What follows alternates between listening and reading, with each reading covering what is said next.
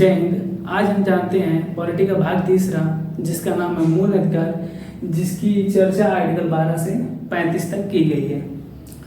अब हम जानते हैं मूल अधिकार कहते हैं किसे। तो मूल अधिकार एक प्रकार का नैसर्गिक अधिकार है जो हमें जन्म के तुरंत बाद मिल जाता है, यानी वह अधिकार जो हमें जन्म के तुरंत बाद मिल जाता है उसे ही नैसर्गिक अधिकार कहते हैं। इसे मैग्ना कार्टा भी कहते हैं। मूल अधिकार को मैग्ना कार्टा भी कहते हैं। अब इसे मैग्ना कार्टा कहते क्यों है? तो 12वीं सदी में ब्रिटेन के एक राजा थे जिन्होंने अपने देशवासियों को कुछ अधिकार दिए, जिस वजह से इसे मैग्ना कार्टा कहते हैं। अब ये मैग्ना कार्टा शब्द जो है फ्रांसीसी भाषा का शब्द है, और जो मूल अधिकार हमने लिया है वो अमेरिका के संविधान से लिया है। अमेरिका के संविधान में इसे बिल ऑफ राइट के नाम से जानते हैं, जबकि हमारे यहाँ संविधान में इसे कहते हैं फंडामेंटल राइट। यानी हमने क्या जाना कि मूल अधिकार एक प्रकार का नैसर्गिक अधिकार है जो हमें जन्म के तुरंत बाद मिलता है। इसे मैग्ना कार्टा भी कहते हैं। ये जो मैग्ना कार्टा शब्द है वो फ्रांसीसी भाषा का शब्द है, और हमने जो अपना मूल अधिकार है वो अमेरिका के संविधान से लिया है। अमेरिका के संविधान में इसे बिल ऑफ राइट के नाम से जानते हैं, और हमारे यहाँ फंडामेंटल राइट के नाम से जानते हैं। अब हम जानते हैं आर्टिकल के आधार पे। तो आर्टिकल 12 में कहता है मूल अधिकार की परिभाषा, जो हमने आपको बता दिया। आर्टिकल 13 में कहता है राज्य, स्टेट। तो यहाँ पे स्टेट का मतलब यूपी, बिहार, झारखंड, पश्चिम बंगाल है ही नहीं। स्टेट का मतलब ही होता है कि वह संस्था जो अपने मामले स्वयं लेती है उसे स्टेट कहते हैं। यानी आंतरिक मामले, बाह्य मामले स्वयं ले उसे स्टेट बोलते हैं। जैसे अगर हम आपसे कहते हैं यूपीएससी क्या है, आप बोलेंगे स्टेट है। अगर हम कहें सुप्रीम कोर्ट क्या है तो आप बोलेंगे स्टेट है। अगर हम आपसे कहते हैं बिजली विभाग क्या है तो एक प्रकार का स्टेट है। यानी वैसे संस्थाएं जो अपने आंतरिक और बाहरी मामले स्वयं ले उन्हें स्टेट कहते हैं। अगर हम आपसे कहते हैं एसएससी क्या है, वो भी स्टेट है, वो भी अपने फैसले स्वयं लेती है। एग्जाम कब करवाना है, किस हिसाब से करवाना है, इसके लिए उसे गवर्नमेंट सरकार से पूछने की जरूरत नहीं पड़ती है। यानी वह जो अपने फैसले स्वयं ले रही उसे स्टेट कहते हैं। अगर इसमें जो है एक बात और बोला है कि अगर संविधान के पहले का कोई ऐसा कानून है या संविधान के बाद का कोई ऐसा कानून है, संविधान के पहले का कानून या संविधान के बाद का कानून अगर संविधान के मूल ढांचा को प्रभावित करता है या किसी व्यक्ति के मूल अधिकार को प्रभावित करता है तो उस कानून को ही रद्द कर दिया जाएगा। एक बात और बोलता है कि संविधान के पहले का कोई कानून या संविधान के बाद का कोई कानून हो, अगर यह संविधान के मूल ढांचा या किसी व्यक्ति के मूल अधिकार को प्रभावित करता है तो इस संविधान के जो कानून बनाए गए वो रद्द कर दिया जाएगा। और एक बात और कहता है कि आपका जो है मूल अधिकार किसी दूसरे के मूल अधिकार को प्रभावित करता है, किसी दूसरे के व्यक्ति के मूल अधिकार को प्रभावित करता है तो आपके मूल अधिकार पर अल्पीकरण लगाया जा सकता है, लगाम जिसे बोलते हैं, कुछ समय के लिए। यानी आपका मूल अधिकार अगर दूसरे के मूल अधिकार को प्रभावित करता है तो आपके मूल अधिकार पर लगाम लगाया जा सकता है कुछ समय के लिए। यानी आर्टिकल 13 जो कहीं ना कहीं पूरे संविधान पे एक लगाम का काम करता है। आर्टिकल 13 जो है कहीं ना कहीं पूरे संविधान पे एक लगाम का काम करता है। आर्टिकल 13 में दिया स्टेट की चर्चा। स्टेट में हम ये नहीं कहेंगे कि ये राज्य जैसे हमारे यहाँ बोलते हैं यूपी, बिहार, पश्चिम बंगाल, तो स्टेट उसे नहीं बोलते हैं। स्टेट उसे बोलते हैं वह संस्था जो अपने आंतरिक और बाहरी मामले स्वयं लेती है उसे स्टेट बोलते हैं। संविधान में स्टेट उसे ही कहते हैं। और संविधान में जो हमारे यहाँ यूपी, बिहार, पश्चिम बंगाल है उसे हम प्रोविंस बोलते हैं, प्रोविंस। लेकिन स्टेट किसे बोलते हैं? वह संस्था जो अपने बाहरी और आंतरिक मामले स्वयं लेती है उसे स्टेट बोलते हैं। और संविधान के पहले ऐसा कोई कानून बनाया गया है या संविधान के बाद कोई ऐसा कानून बनता है, अगर संविधान के मूल ढांचा को प्रभावित करता है तो संविधान को खत्म कर दिया जाएगा। एक और बोलता है कि अगर संविधान से पहले अगर कोई व्यक्ति के मौलिक अधिकार अगर दूसरे व्यक्ति के मौलिक अधिकार का हनन करते हैं तो उस व्यक्ति के मौलिक अधिकार पे लगाम लगाया जा सकता है कुछ समय के लिए। अब देखते हैं आर्टिकल 14। आर्टिकल 14 बोलता है विधि के समक्ष समानता, यानी जो कानून के सामने सब समान होंगे। और आर्टिकल 14 के दूसरे में बोलता है कानून के समान संरक्षण, यानी कानून भी सबको समान नजर से देखेगा। कहने का मतलब क्या है कि कानून के सामने समानता होगी, यानी कानून के सामने सब समान होंगे। दूसरा बोलता है और कानून भी सबको समान नजर से देखेगा। जो पहला है वो ब्रिटेन से लिया गया है, जो दूसरा है कानून के समान संरक्षण वो है अमेरिका से लिया गया है। अब आर्टिकल 15 कहता है लिंग, धर्म, जाति के आधार पर भेदभाव नहीं किया जाएगा। अब लिंग क्या है, जैसे स्त्री हो गए, पुरुष हो गए। अब जाति क्या है, जैसे जो है हम एससी कहते हैं, ओबीसी कहते हैं, एसटी कहते हैं, जनरल कहते हैं, जातियाँ हैं। धर्म क्या है, जैसे हिंदू धर्म हो गया, मुस्लिम हो गया, जैन हो गया, पारसी हो गया, सिख हो गया, बौद्ध हो गया, ईसाई हो गए, ये धर्म है। जन्म स्थान के आधार पर भेदभाव नहीं किया जाएगा, यानी आर्टिकल 15 कहता है लिंग, जाति, धर्म और जन्म स्थान के आधार पर भेदभाव नहीं किया जाएगा, जबकि पॉजिटिव डिस्क्रिमिनेशन में आप भेदभाव कर सकते हैं। आर्टिकल 16 कहता है लोक नियोजन में समानता और पिछड़े वर्ग के लिए विशेष छूट। लोक नियोजन में समानता मतलब यानी सरकारी नौकरी में सबको समानता मिलेगी, लेकिन पिछड़े वर्ग को थोड़ा सा छूट दी जाए ताकि वो समाज में एक स्तर पे आ सकें। इसलिए आर्टिकल 16 कहता है कि लोक नियोजन में समानता और पिछड़े वर्ग के लिए विशेष छूट। आर्टिकल 17 कहता है अस्पृश्यता का अंत, यानी छुआछूत का अंत। हमारे यहाँ आज भी छुआछूत जो है पहले की तरह नहीं, लेकिन आज भी छुआछूत चलता है। लोग कहते हैं नीचे जात क्या है और कुछ लोग कहते हैं ऊंची जात क्या है, और लोग ये भी तक कहते हैं कि नीचे जात अगर ऊंची जात को छू देता है तो जो है ऊंचा जात अशुद्ध हो जाता है। तो ऐसा क्यों नहीं हो सकता कि ऊंचा जात जो है नीचे जात को छू दे और नीचा जात वाला शुद्ध हो जाए। तो आर्टिकल 17 में यही बोलता है अस्पृश्यता का अंत यानी छुआछूत का अंत। आर्टिकल 18 कहता है उपाधियों का अंत। अभी उपाधियों का अंत मतलब क्या है, यानी उपाधियों का अंत मतलब है कि जो अगर बाहर विदेश जा रहे हैं आप, अगर आपको कोई उपाधि मिल रही है तो आप उस उपाधि को रख नहीं सकते। अगर आपको उस उपाधि को रखना भी है तो आपको राष्ट्रपति से परमिशन लेना पड़ेगा। अगर राष्ट्रपति जी कहते हैं कि हाँ हम इस उपाधि को रख सकते हैं तभी आप उपाधियों को रख सकते हैं। लेकिन 3 ऐसी उपाधियां हैं जो आप रख सकते हैं, जैसे सेना की, पुलिस की, शिक्षा की।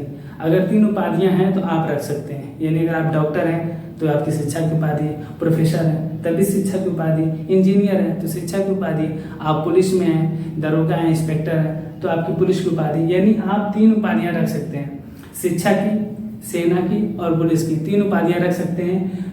और इसके अलावा अगर आप कोई उपाधि रखना भी चाहते हैं तो आप रख सकते हैं, लेकिन उससे पहले आपको राष्ट्रपति से परमिशन लेना पड़ेगा। अगर राष्ट्रपति जी कहते हैं कि आप रख सकते हैं तो आप उस उपाधि को रख सकते हैं, कोई दिक्कत नहीं है। जैसे सचिन तेंदुलकर को जो है भारत रत्न मिला है, तो कभी कहीं नहीं लिखेंगे भारत रत्न सचिन तेंदुलकर, ये गलत है, क्योंकि इसमें आर्टिकल 18 का जो है उल्लंघन होगा। आर्टिकल 18 में कह रहा है उपाधियों का अंत। अब जो है आर्टिकल जो 14 है, आर्टिकल 15, आर्टिकल 16, आर्टिकल 17, आर्टिकल 18, ये कहीं ना कहीं पूरी तरह से एक समानता की बात कर रहा है। इसलिए आर्टिकल 14 से आर्टिकल 18 को कहते हैं समता या समानता का अधिकार। इसलिए आर्टिकल 14 से 18 को कहते हैं समता या समानता का अधिकार। अब हम देखते हैं आर्टिकल 19। तो आर्टिकल 19 जो है इसे संविधान की रीढ़ कहते हैं, इसे संविधान की रीढ़ कहते हैं। यह अपने आप में ही एक मौलिक अधिकार है। इसमें शुरू में जो है 7 प्रकार की स्वतंत्रता थी, लेकिन अभी जो है इसमें 6 प्रकार की स्वतंत्रता है। इस जो 6वां संपत्ति का अधिकार है इसे खत्म कर दिया गया है। तो हम जानते पहले अभिव्यक्ति की स्वतंत्रता। तो आर्टिकल 19 का जो पहला है अभिव्यक्ति की स्वतंत्रता है। इसमें जो है आप पुतला जलाते हैं, यह आपकी अभिव्यक्ति की स्वतंत्रता है। आप किसी से बोलते हैं, यह भी आपकी अभिव्यक्ति की स्वतंत्रता है। आप अगर झंडा लहराते हैं, फहराते हैं, तो यह जो है अब आपकी अभिव्यक्ति की स्वतंत्रता है। आप अगर काला झंडा दिखाते हैं, इसका मतलब कि आप किसी का विरोध कर रहे हैं, तो यह भी आपकी अभिव्यक्ति की स्वतंत्रता है। ठीक है। दूसरा कहता है सभा करने की स्वतंत्रता। तो सभा का मतलब यानी आप सभा बनाते हैं, बनाइए, कोई दिक्कत नहीं, लेकिन बिना हथियार के, यानी बिना हथियार के आप सभा कर सकते हैं, ये भी आपकी स्वतंत्रता है। तीसरा कहता है संगठन बनाने की स्वतंत्रता, आप संगठन भी बना सकते हैं। चौथा कहता है चारों ओर घूमने की स्वतंत्रता, आप चारों तरफ घूमिए, ये भी आपकी एक प्रकार की स्वतंत्रता है। और 5वां कहता है कहीं पर बसने की स्वतंत्रता, आप कहीं पे बस भी सकते हैं, आपकी स्वतंत्रता है। तो कभी कभार कुछ लोगों का मन करता है कि लाओ अच्छा एक बार बॉर्डर पे ही बस के देखते हैं, घूमने का मन करता है, लाओ एक बार बॉर्डर पे चले घूमते हैं, तो ऐसी गलती मत करिएगा। आप कहीं पर घूमने की स्वतंत्रता है, लेकिन आप बॉर्डर पे घूमने जाएंगे ना तो वहाँ की जो आर्मी है ना आपको इतना टैटू बनाएगी ना, फिर उसके बाद बॉर्डर के नाम से आपको डर लगेगा और रोमे तो ऐसे खड़े होंगे जैसे सिलेंजी होती है ना, वो इस तरह से। तो एक गलती मत करिए, यानी चारों तरफ घूमने की स्वतंत्रता है। साथ ही साथ आपको यह भी ध्यान देना पड़ेगा कि आपकी जो चारों तरफ की घूमने की स्वतंत्रता है वो किसी के दूसरे मौलिक अधिकार को प्रभावित तो नहीं कर रही है ना, यानी आर्टिकल 13 का उल्लंघन तो नहीं कर रही है। क्योंकि आर्टिकल 13 में हमने आपको बताया है कि अगर आपके मौलिक अधिकार किसी दूसरे के मौलिक अधिकार को प्रभावित करेंगे तो आपके मौलिक अधिकार पर जो है लगाम लगाया जा सकता है। इसलिए आप चारों तरफ घूमिए, कहीं में बसिए, लेकिन दूसरे के मौलिक अधिकार को प्रभावित नहीं करने चाहिए। इसमें जो है छठवां बोला संपत्ति का अधिकार।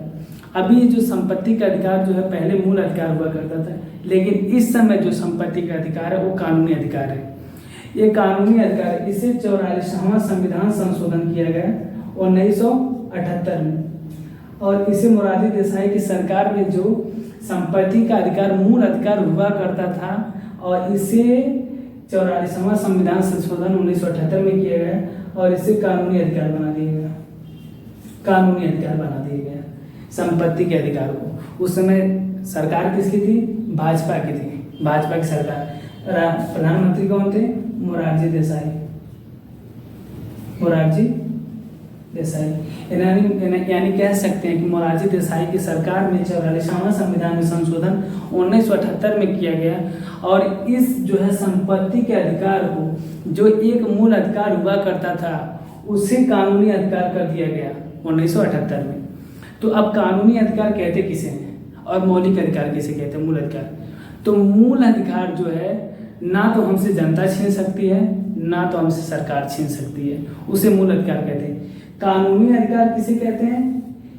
इसे जो है जनता तो नहीं छीन सकती, लेकिन सरकार हमसे छीन सकती है।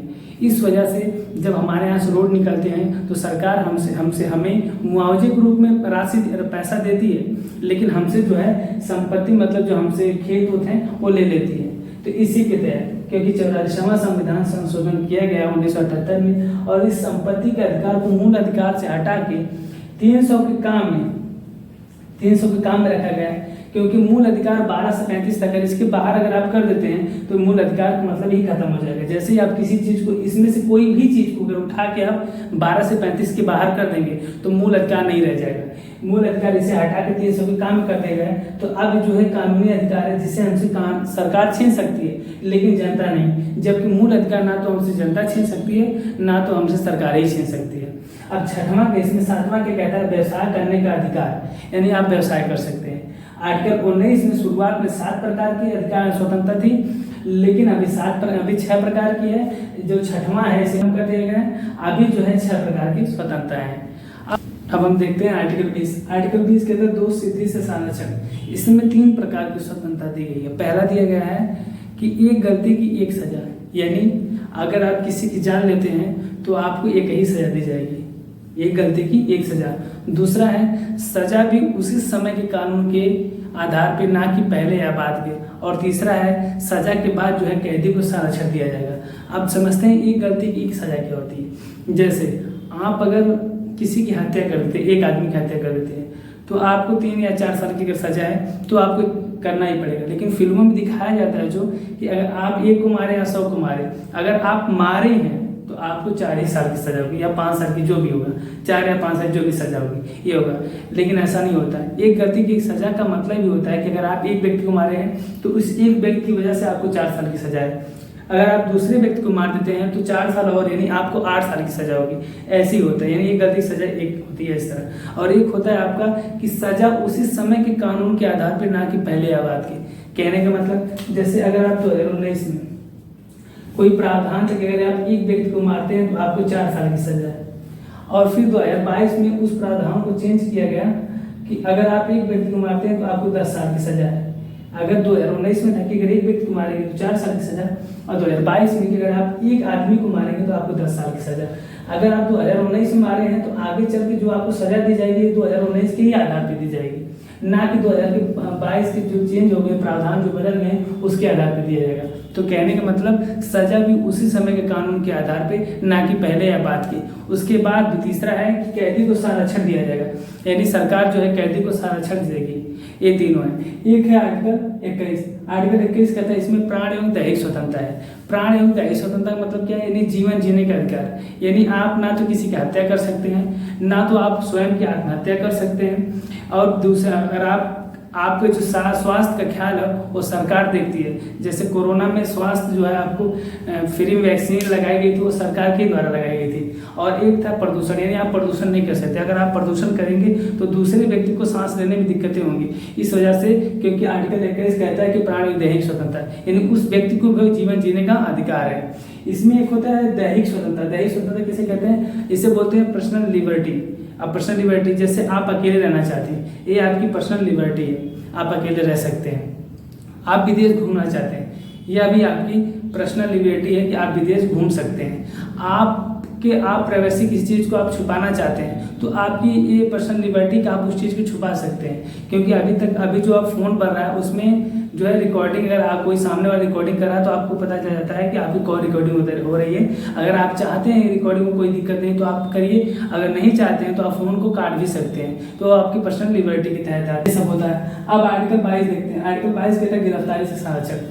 अब गिरफ्तारी संरक्षण दो तरीके से होते हैं। पहला होता है दंडात्मक, दूसरा होता है निवारक निरोध। यानी अगर आपको अपराध के बाद पकड़ा जाता है उसे बोला जाता है दंडात्मक, और अपराध से पहले अगर आपको पकड़ा जाता है तो उसे बोला जाता है निवारक निरोध। आर्टिकल 19, आर्टिकल 20, आर्टिकल 21, आर्टिकल 22 इसे बोलते हैं स्वतंत्रता का अधिकार, क्योंकि इसमें 6 प्रकार की स्वतंत्रता है। इसमें जो गिरफ्तारी से संरक्षण, यानी यह भी एक प्रकार की स्वतंत्रता है। इसमें 2 सिद्धि से संरक्षण, यह भी स्वतंत्रता है। और जीवन जीने का अधिकार, यह भी एक प्रकार की आपकी स्वतंत्रता है। यानी आर्टिकल 19 से जो 22 तक वो स्वतंत्रता का अधिकार बोलते हैं इसे।